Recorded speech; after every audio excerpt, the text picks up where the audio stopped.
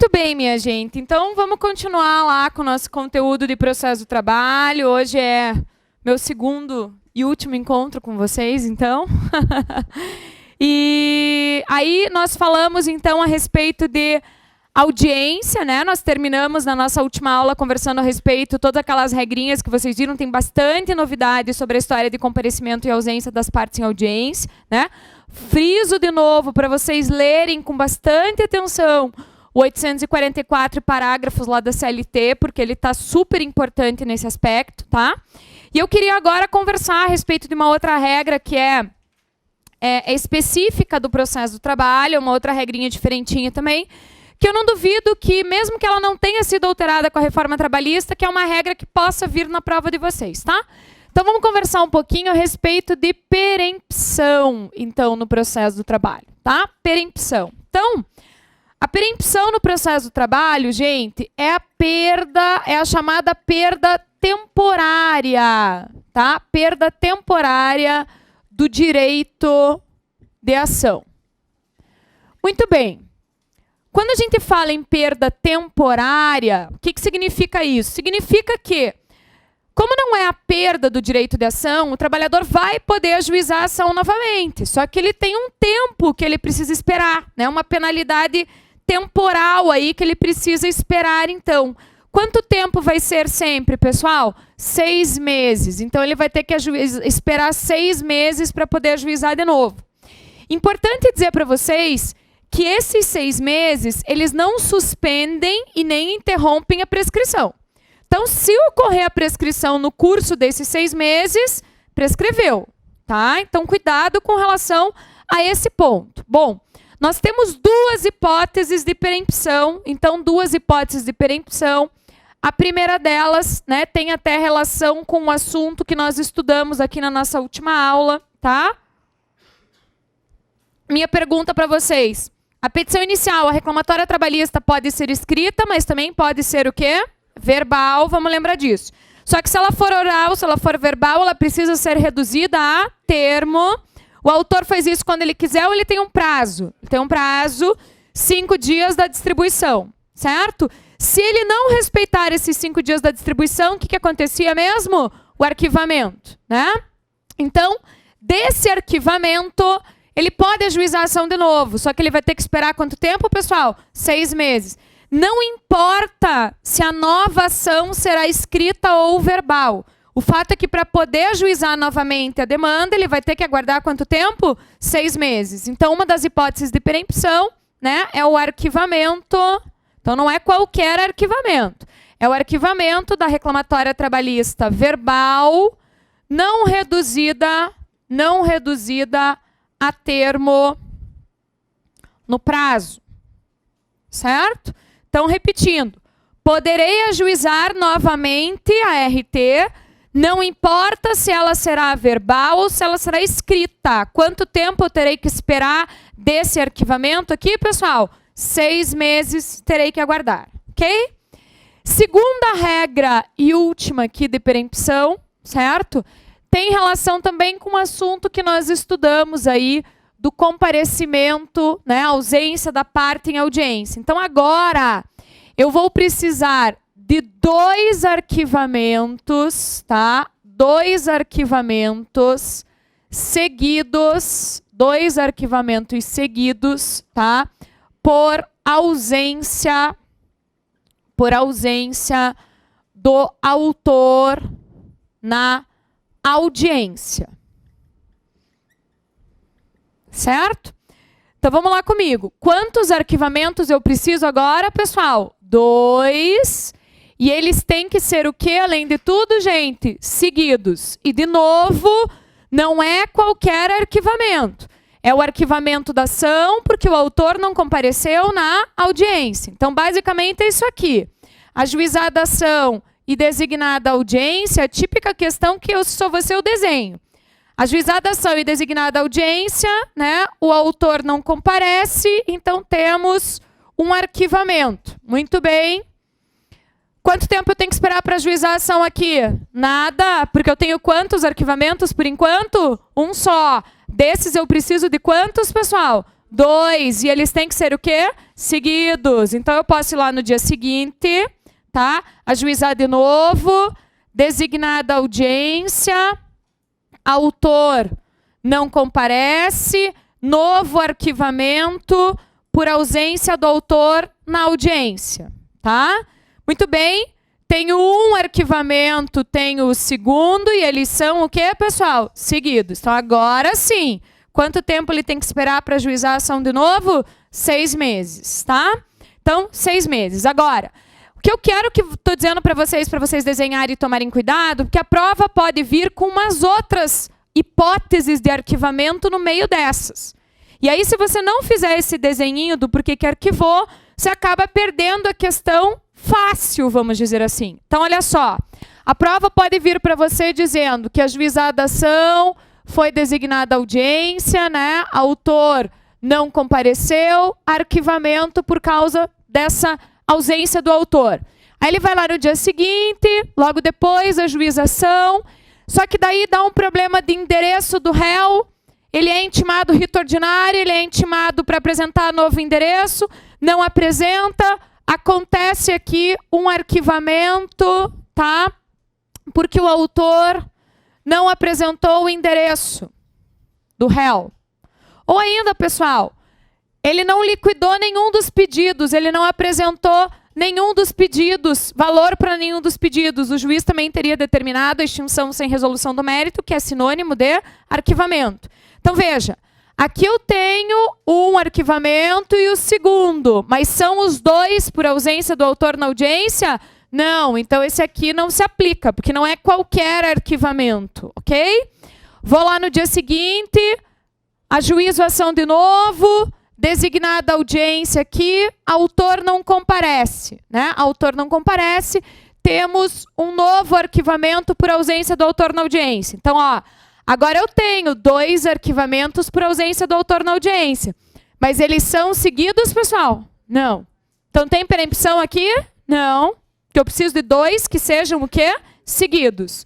Então ele vai lá, ajuiza de novo a ação, designada audiência de novo, autor não comparece, novo arquivamento por ausência do autor na audiência. Agora sim. Eu tenho o primeiro arquivamento por ausência do autor na audiência, tenho o segundo e eles são o quê? Seguidos. Então, ele pode ajuizar a ação pela 5ª vez lá, se isso está dentro do prazo prescricional? Pode. Só que ele vai ter que esperar quanto tempo, pessoal? 6 meses. Então, aquele mito que vocês têm na prática, que eu posso ajuizar a ação só por 3 vezes também é mentira. Dentro do prazo prescricional de 2 anos da extinção do contrato, eu posso ajuizar a ação quantas vezes eu conseguir. Lembrando vocês, inclusive, pessoal, que esta primeira ação arquivada aqui, o que ela faz com a prescrição? A ação arquivada faz o quê com a prescrição, pessoal? Interrompe a prescrição em relação aos pedidos, o quê? Idênticos, tá? Então, quando aconteceu o arquivamento dessa primeira ação, eu ganhei novos 2 anos para ajuizar a ação, porque interrompe, lembra do T de tudo? Quando algo interrompe o prazo, quanto que eu ganho do prazo de novo? Tudo, tá? Então, ganhei novos 2 anos, porém somente em relação aos pedidos, o quê? Idênticos, certo? Isso é uma perguntinha boa também. Cobrar de vocês a questão da prescrição num caso concreto. O autor ajuiza a ação, arquiva, e aí a impressão é que a prova dá é que quando do ajuizamento da segunda ação ela estava prescrita, mas prescrita se eu considerar a extinção do contrato. Se eu considerar o arquivamento dessa primeira ação ajuizada, não daria prescrição. Então, cuidado com isso, né? Se vocês quiserem anotar isso que eu estou falando, então está lá no artigo 11 da CLT, analisado em conjunto com o 202 do Código Civil, que o ajuizamento de uma ação, da primeira ação, interrompe a prescrição. Eu não posso dizer que interrompe a cada novo ajuizamento, porque senão eu teria prazo ad eternum. Concordam comigo, pessoal? Tá? Então, é só a primeira ação ajuizada que interrompe a prescrição e em relação aos pedidos, o quê? Idênticos. Dúvidas, senhores? Tranquilo? Agora, uma coisa importante. Quando o juiz reconhece a perempção, então, ó, a perempção é daquelas matérias que o juiz pode conhecer de ofício, Agora, Se for feita a alegação pela parte, é o réu, né, na contestação que vai falar isso. E como matéria, o que, pessoal? Preliminar de contestação, tá? Como matéria preliminar de contestação. Fica claro isso para vocês, tá? Então, o juiz pode pronunciar de ofício, mas o réu também pode alegar na contestação. Como é que ele faz isso? Se você é procurador lá, então, você vai fazer isso como preliminar na sua, o quê? Contestação. Então, quando o juiz acolher a alegação de perempção, né, ou pronunciar de ofício, é caso de extinção sem resolução do mérito, tá? Então, é caso de extinção sem resolução do mérito. Então, cuidado com relação a essa situaçãozinha aqui, tá? Muito bem, então vamos agora conversar um pouquinho a respeito de nulidades, que é um assunto bem tranquilinho para nós e vale a pena a gente prestar atenção em nulidades. Que é uma coisa também que tem umas passagens aí bem típicas do processo do trabalho. Então, vamos lá.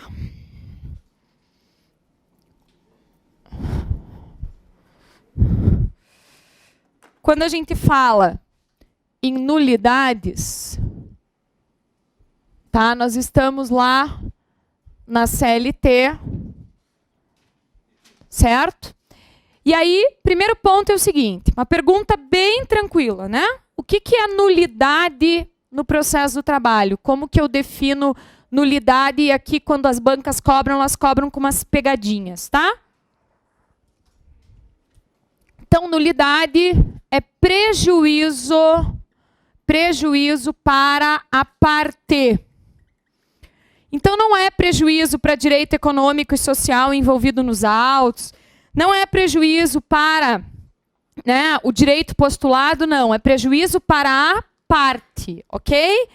Bom, se a nulidade é prejuízo para a parte, regra geral, quem deve alegar a nulidade, pessoal?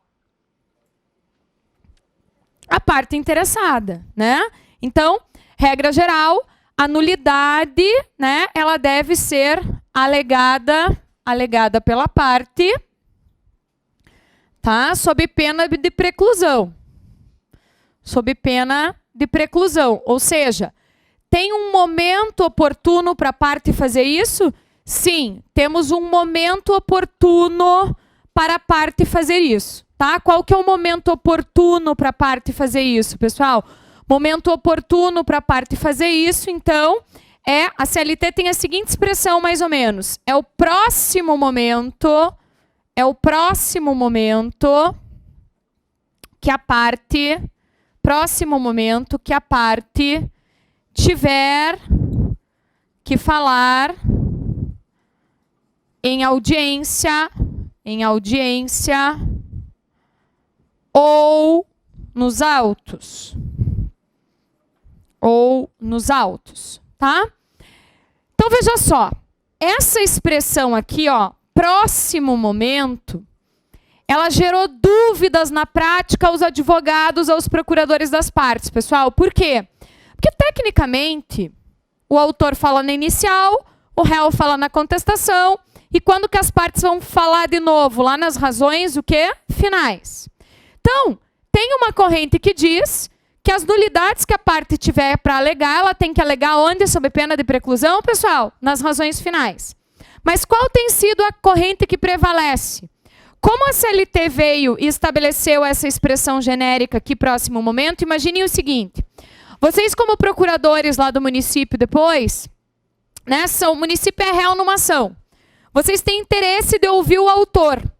E aí estão fazendo perguntas para o autor no depoimento dele, e o juiz lá, na terceira pergunta que vocês estão fazendo, tem o rol de umas 15 mais ou menos, na terceira pergunta o juiz indefere a pergunta, porque ele entende que a pergunta é impertinente. Daí, você vai fazer a próxima pergunta. Estava na terceira, você vai fazer a quarta pergunta. Então, Tem ou não tem essa dúvida? O próximo momento que eu vou falar é logo depois, lá na audiência, porque afinal de contas vai ser me dada a palavra de novo para fazer uma próxima pergunta, não é isso? Então, por causa dessa dúvida que surgiu na prática, o que significa próximo momento, o que foi criado na praxe forense, pessoal? O que foi criado na prática forense? A figura dos protestos. A figura dos protestos. Ou até protestos antipreclusivos. Então, veja.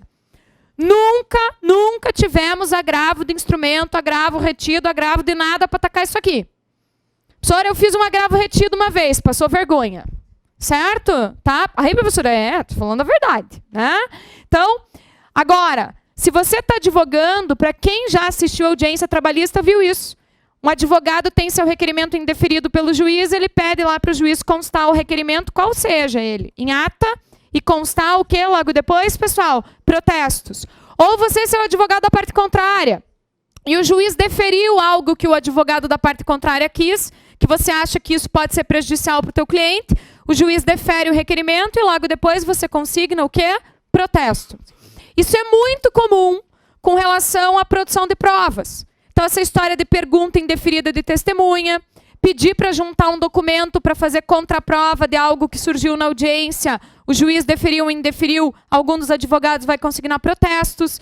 Pedir para fazer uma prova pericial, o juiz indeferiu, o que eu vou consignar, pessoal? Protestos. O juiz só consta assim, protestos do advogado ou do procurador do autor, protestos do procurador do réu, só isso. Tá? Você não precisa ficar fundamentando. Né? Agora, certamente, onde que você vai ter que renovar esses protestos, pessoal? Nas razões, o quê? Finais.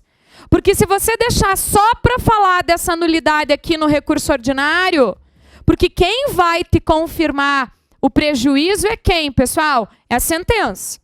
Porque se apesar de ter o teu requerimento indeferido, a sentença foi favorável para o teu cliente, você não teve prejuízo nenhum. O problema é quando a sentença foi desfavorável daí para o teu cliente. Aí configurou o quê? O prejuízo. Aí você não fez nada e resolveu acordar para a vida só no recurso ordinário. Aí o que aconteceu, pessoal? Preclusão. Né? Preclusão temporal aqui, você deixou de alegar no momento o quê? Oportuno. Fica claro isso para vocês? Tá? Muito bem. Agora, tem uma nulidade, né? Uma nulidade que o juiz pode reconhecer de ofício. E nós falamos dela na nossa última aula. Qual é o assunto processual lá da última aula que o juiz pode conhecer de ofício? É a incompetência material. Né? É a incompetência material. Aquela incompetência em razão das matérias que a Justiça do Trabalho pode processar e julgar. Então, a incompetência material, o juiz pode conhecer de ofício, porque de verdade é uma nulidade, o que? Absoluta lá no processo.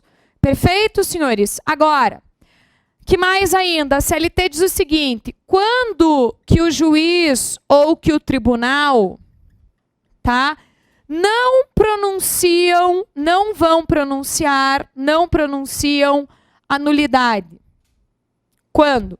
Quando for possível, tá, suprir ou repetir o ato, tá? Ou quando a nulidade estiver sendo alegada, tá?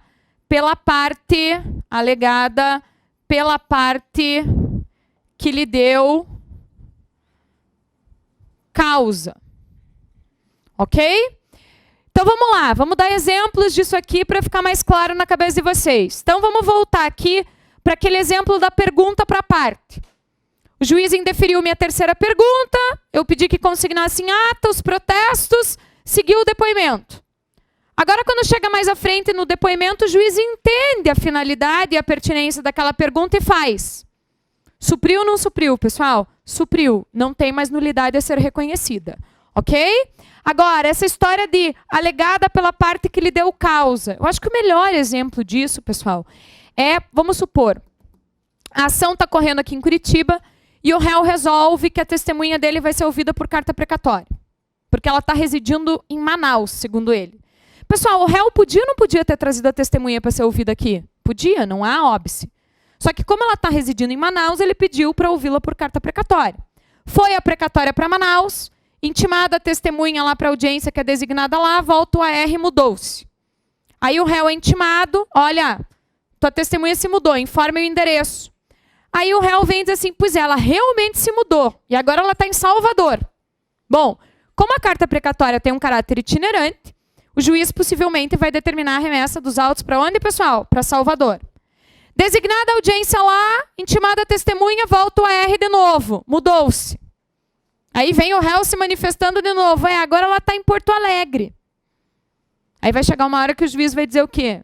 Gente, você não quer ouvir a testemunha. Você só está querendo fazer o quê?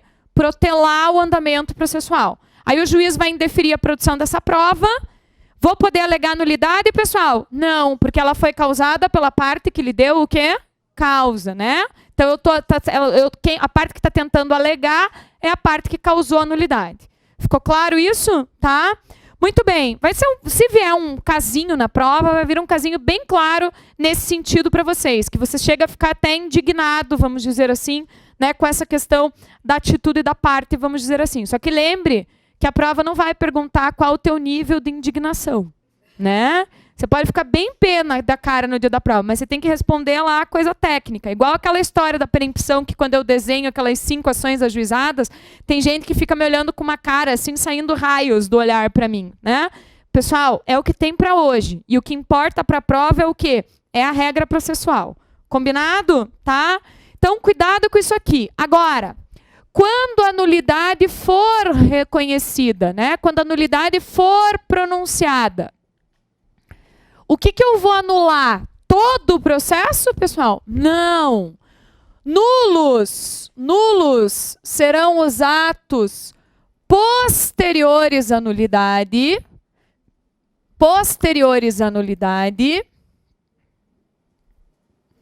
e que dela dependam,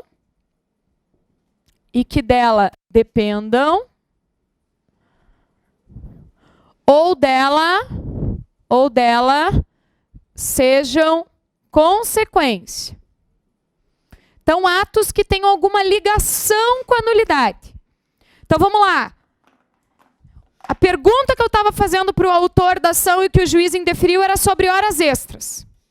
Indeferiu, consignou meus protestos e depois disso teve a realização de uma perícia para insalubridade. Reconhecida a nulidade lá atrás, por causa do indeferimento da pergunta, e determinado lá a reabertura da instrução para ouvir de novo o reclamante. A perícia está depois, ela vai ser anulada, pessoal? Não, porque ela não tem ligação nenhuma com aquele assunto que a gente estava produzindo a prova oral. Fica claro isso para vocês? Tá? Então, cuidado. Não é todo o processo e não são todos os atos posteriores à nulidade. São aqueles atos que tenham alguma o quê? Ligação com essa nulidade. Tá? Já que nós estamos falando aqui em vários momentos sobre produção de provas, enfim, vamos conversar um pouquinho a respeito disso agora, de ônus da prova e provas aí no processo do trabalho. Então vamos conversar um pouquinho a respeito disso, que tem umas regras aí importantes e novidades para vocês.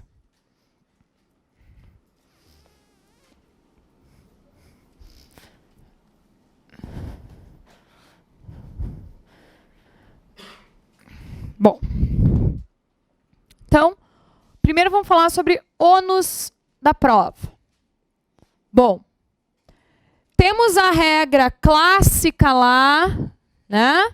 Então, artigo 818 da CLT hoje, ele reproduz, vamos dizer assim, o CPC, no sentido de que é do autor o ônus da prova, quando é fato que constitutivo do seu direito. Tá? E será o ônus da prova do réu, quando o réu alegar fato impeditivo, modificativo ou extintivo do direito do autor. Tá? Então, essa é a regra clássica. Agora, gente, o que eu quero chamar a atenção de vocês? Para os parágrafos do artigo 818, que foram incluídos também com a reforma trabalhista, tá? Então, o que acontece, gente?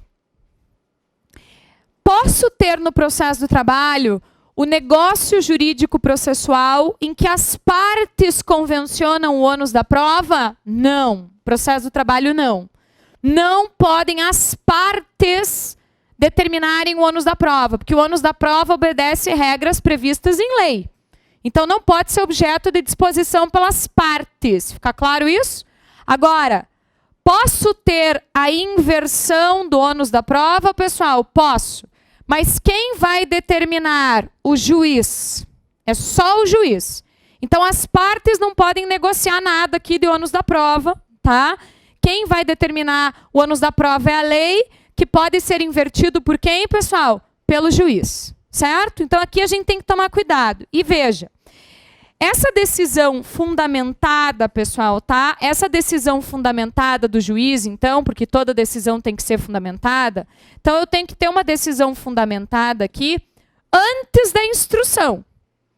Decisão fundamentada não significa na sentença. O juiz pode inverter o ônus da prova só na sentença?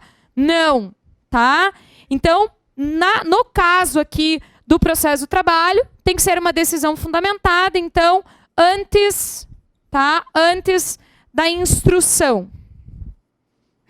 A gente sabe que normalmente a produção das provas, notadamente as provas orais, acontecem em audiência, tá? Então, daí o juiz diz assim, a lei diz assim, que é antes da abertura da instrução, antes da instrução, ok? E daí assim, pessoal, eu fui para a audiência preparado para produzir a contraprova, porque o ônus da prova era da parte contrária. E o juiz agora inverteu. Lá antes da produção de provas, ele inverteu. Agora eu fiquei despreparado, concorda comigo? Eu que não tinha o ônus e agora tenho, posso inclusive pedir o adiamento da audiência, pessoal? Posso, tá? Então, pode ter aqui a redesignação, tá? Pode ter a redesignação da audiência, inclusive. Não é obrigatório, mas se a parte que agora tem o ônus fizer esse requerimento, então eu posso sim ter a redesignação da audiência, tá? Então tomem cuidado com relação a isso. Agora, gente, essa inversão do ônus da prova tem as mesmas regras do CPC. Eu vou falar aqui em princípio da proteção e hipossuficiência do trabalhador? Não. É uma questão de aptidão para produzir a prova. Se por causa de particularidades do caso, tá? Ou de excessiva dificuldade de quem tem o ônus produzir a prova, o juiz pode atribuir a prova, o ônus da prova, de modo que diverso.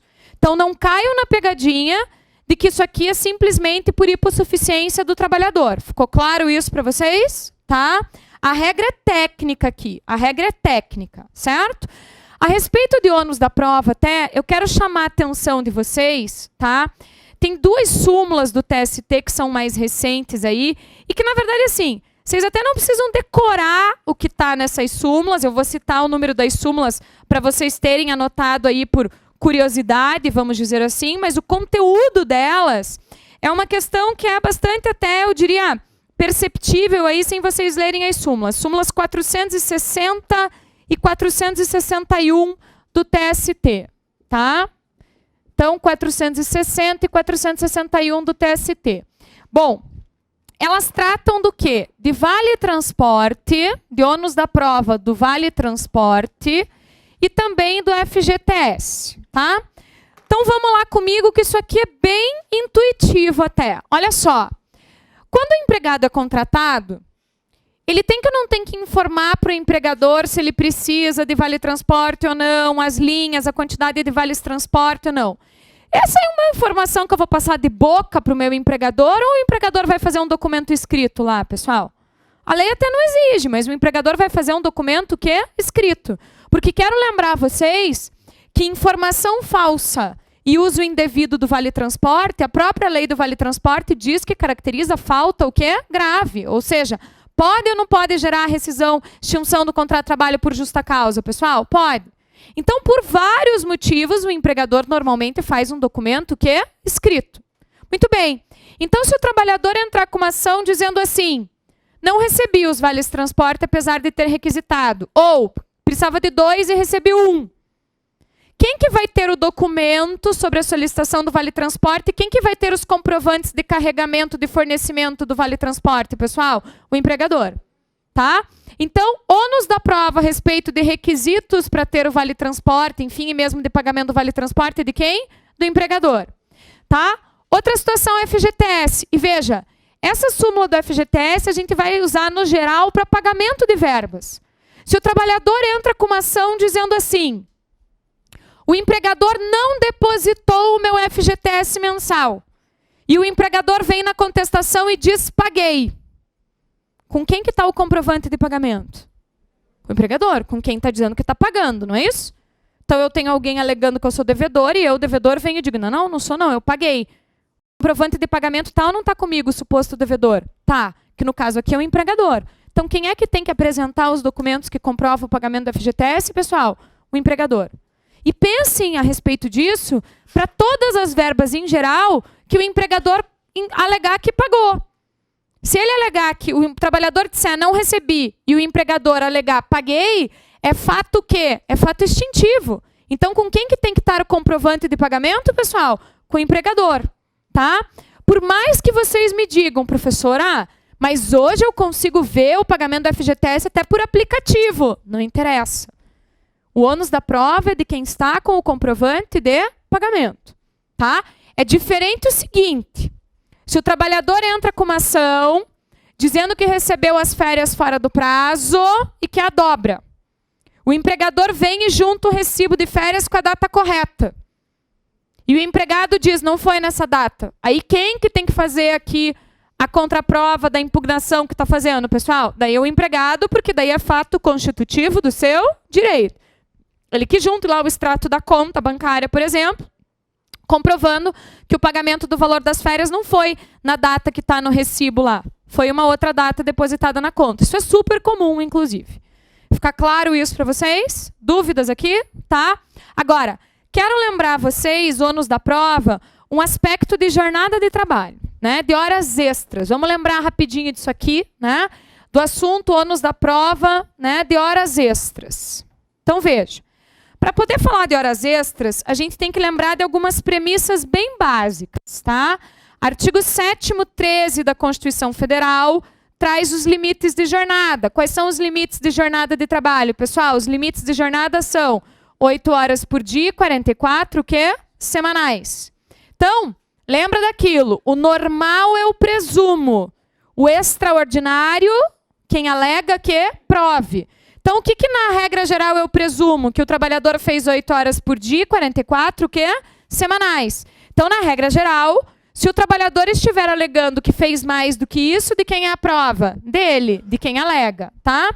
Outra coisa que eu quero lembrar, no entanto, a vocês. Artigo 74 da CLT, especificamente no seu parágrafo 2º, diz que é obrigatório cartão ponto, né? Registro de ponto da jornada, que pode ser manual, mecânico ou eletrônico. Então, é obrigatório cartão ponto, documento, cartão ponto, espelho ponto, controle de jornada, o que vocês quiserem, tá? Para o empregador que tem mais do que 10 empregados por estabelecimento. Perfeito? E daí nós temos uma outra coisa importante aqui. Eu estou falando primeiro algumas premissas iniciais. Pessoal, artigo 62 da CLT. Artigo 62 da CLT, tá? Ele exclui, tá? Os trabalhadores que nele estão citados, estão excluídos do capítulo duração da jornada, tá? Duração do trabalho na CLT. Vamos lembrar quem são esses trabalhadores aqui, pessoal? Quem são esses trabalhadores? Os externos, cujo controle de jornada é incompatível com as atividades. Então, quem é o 62 da CLT? Os externos, cujo controle de jornada é incompatível com as atividades. Os cargos de confiança, certo? Os cargos de confiança. E hoje também o tele, o quê? Trabalho, tá? Então, esses trabalhadores estão excluídos do capítulo duração do trabalho que está lá na CLT. Certo? Então, externo, cargo de confiança e o teletrabalhador. Que significa dizer que esses trabalhadores estão excluídos das regras de duração da jornada. Significa dizer que eles não se submetem a esse limite de jornada e que eles não têm direito a nenhum tipo de hora extra ou pagamento por descumprimento de regra de jornada. Então, eles não se submetem aos limites de 8 horas por dia e 44 semanais, às regras de intervalo intra-jornada, interjornadas, adicional noturno, trabalho, nada disso. Porque tudo isso está dentro do capítulo duração do trabalho. Certo? Então, esse cara não tem cartão ponto, não tem jornada controlada e não tem nenhum tipo de direito à hora extra. Concorda comigo? Tá? Muito bem. Então, veja. Se eu entrar com uma ação pedindo horas extras e o empregador alegar qualquer das hipóteses do artigo 62, de quem é o ônus da prova de comprovar a condição de externo, a condição de teletrabalhador, a condição de cargo de confiança, é do empregador. Porque ele exclui ou não exclui o meu direito a horas, todas as horas extras, se ele comprovar isso, pessoal? Sim. Tá? Então, cuidado se aparecer isso na prova. Se aparecer para vocês que o empregador na defesa fez alegação de uma das hipóteses do artigo 62, de quem é o ônus da prova com relação a esse enquadramento? Do empregador. Certo? Dúvidas aqui, pessoal? Tá? Porque ele está alegando um fato impeditivo, vamos dizer assim, do direito do autor. Fica claro isso para vocês? Ok? Muito bem. Dito isso, agora eu quero que vocês observem o seguinte, tá? Vamos falar de forma mais específica. Então, primeiro casinho aqui de horas extras, né? Então, imaginem que eu sempre estou diante de uma reclamatória trabalhista em que tem pedido de horas extras, tá? Primeira hipótese, o empregador que tem até 10 empregados por estabelecimento. Então, esse empregador, ele vai apresentar lá a sua defesa, a sua contestação. Fala para mim, qual é o princípio que se aplica à contestação, o chamado princípio da eventualidade. O que é o princípio da eventualidade, pessoal? Quais matérias de defesa o réu tem que alegar na contestação? Todas. Então, vamos supor que o réu tenha certeza da perempção, que a gente estava falando alguma coisa, agora há pouco. Ele vai só alegar uma preliminar de perempção ou ele tem que fazer a defesa completa? Ele tem que fazer a defesa completa, né? Porque o juiz não vai dar prazo depois, se rejeitar a perempção, para ele emendar a contestação. Porque toda contestação é baseada no princípio da eventualidade e da impugnação específica dos fatos. Porque se eu não impugnar fatos especificamente, confissão o quê? Ficta. Ou seja, o juiz presume verdadeiro que a outra parte está alegando. Então, o réu tem a sua defesa para fazer. Ele tem, nesse caso aqui, cartões de ponto para apresentar, pessoal? Não. Não. E daí vale aquela máxima. Se o réu fez a contestação bonitinha, impugnação específica, o que é normal eu presumo. O que é mais além do normal, que é extraordinário, quem alega que prove. Então, o ônus aqui, com relação ao extrapolamento da jornada, vai ser do autor, porque é fato constitutivo do seu, o quê? Direito. Tá? Muito bem. Segunda situação. Vamos imaginar agora sempre um empregador com mais do que 10 empregados. Tá? Um empregador com mais do que 10 empregados. Então, gente, esse empregador aqui com mais do que 10 empregados, tá? Você já sabe que qual é o documento obrigatório que tem que estar na mão dele lá para ele apresentar na defesa? Cartão ponto, tá? Então, vamos pegar a primeira situação.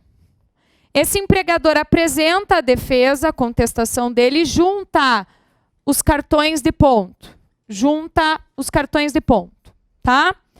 Bom, nesse caso aqui, vamos imaginar que a questão venha dizendo que o autor discorda dos cartões de ponto. E se a questão afirmar só para vocês que o réu só apresentou cartões de ponto, assim, genericamente falando, você presume que esses cartões de ponto são verdadeiros ou são inválidos? Verdadeiros. Que o cartão ponto, né, é a melhor prova da jornada, mas não é a única. A gente vai ver a respeito disso, tá? Então, caso esses cartões ponto, né, caso o autor venha e impugne esses cartões de ponto, tá? E impugne esses cartões de ponto. O ônus aqui de comprovar a invalidade do cartão é do autor, porque fato constitutivo do seu o quê? Direito. Pessoal, e eu não preciso invalidar cartão ponto na integralidade. Pode ser que o problema seja o horário de saída, que eu vou dizer que meu cliente batia o ponto e voltava a trabalhar. Então não precisa ser automaticamente invalidado tudo no cartão. Fica claro isso para vocês? Tá? Muito bem. Outra situação. Vamos entender aqui que o empregador apresenta a defesa, né? Esse empregador com mais do que 10 empregados, porém, ele não junta cartões de ponto, não junta, não apresenta cartões de ponto e não justifica por que não juntou. E não justifica. Tá? Gente, o que seria uma justificativa plausível aqui? Um incêndio, um terremoto, uma enchente, um maremoto, um tsunami, né? Agora, monstro do arquivo comeu, não dá. Não estou juntando porque não encontrei no arquivo. Tá? Já viu uma determinada massa falida fazer uma defesa e juntando um laudo, tal, dizendo que o servidor onde ficavam armazenados os documentos da RH tinha sido destruído, ou estava com um problema, tal, que não conseguia. Foi aceito também. Mas vocês entendem que eu tenho que ter uma justificativa plausível, não é simplesmente não encontrei o documento? Tá? Muito bem. Neste caso aqui, tá? A gente tem o TST dizendo, então, certo? Em entendimento sumulado, tá? Que o juiz pode presumir verdadeiros. Então, o juiz pode presumir verdadeiros os horários da petição inicial. Os horários da petição inicial. Só que o que eu quero que vocês enxerguem? Essa presunção aqui do juiz, pessoal, essa presunção, ela é absoluta ou ela é relativa? Relativa, porque eu acabei de dizer para vocês que embora o cartão ponto seja a melhor prova da jornada de trabalho, ele não é o quê, pessoal? A única. Não é a única prova da jornada. Então, esse empregador que não apresentou o cartão de ponto, ele pode juntar um outro documento para tentar fazer prova da jornada, pessoal? E-mails, planilhas, sei lá, o cara trabalhava num prédio comercial e era ele o responsável por acionar e desacionar o alarme lá da sala onde ele trabalhava, junto um relatório do alarme, um relatório da catraca do prédio, porque o prédio tinha aquelas catracas identificadas. Dá ou não dá para fazer prova da jornada por outros meios? Sim. Tá? Então, o que acontece aqui? O juiz só vai presumir verdadeiros horários da petição inicial se esse empregador que não juntou o cartão ponto não produzir nenhuma outra o quê? Prova. Tá? E